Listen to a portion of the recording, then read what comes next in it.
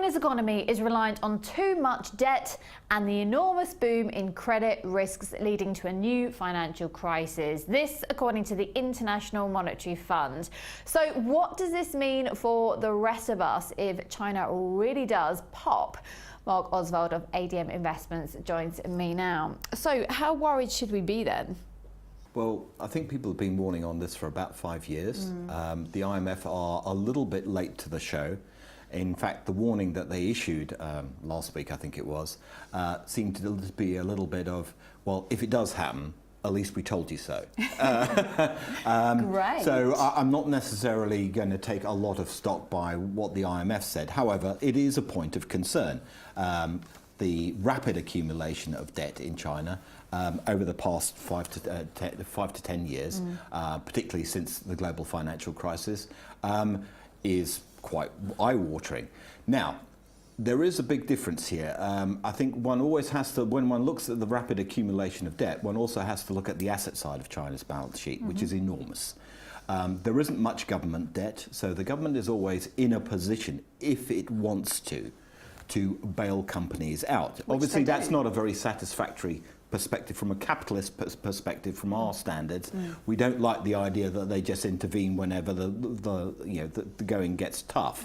However, I think the more important point is to actually have a look at the way things are changing at the moment, because in the period between 2011 and 2015, corporate profits in China barely rose at all, at the same time as there was a rapid accumulation of debt.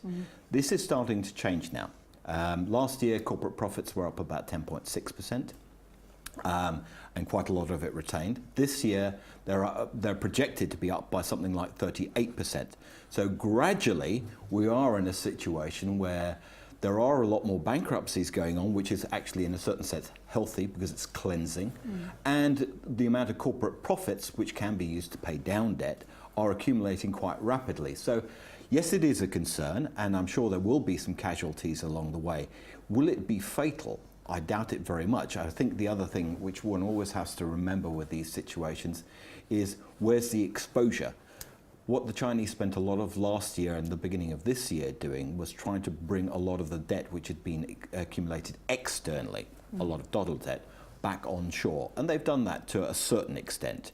That means that for the rest of us, actually, the shock is going to be a lot less, because the default, if it happens, is going to be a domestic default. Obviously, people would then be very, very concerned. But that doesn't that mean, if they start defaulting in a serial fashion, that the Chinese economy will slow? To be very honest, probably you might see something in the region of about a 0.5% hit in terms of GDP. But we're not talking about something which is going to be a very rapid slowdown. So for the time being, I think it is definitely a point of concern. It means that one has to be quite wary in buying into Chinese equities and to Chinese debt. But overall, is the risk imminent? Probably not. Okay. The point is, China's not immune, though, is it, to the rest of the global situation? I mean, the world is in debt, and the Western world is in mind-boggling debt, right? Yes. I mean, we know now that the total debt in the world, this is government, corporate and private debt, amounts to 325% of GDP.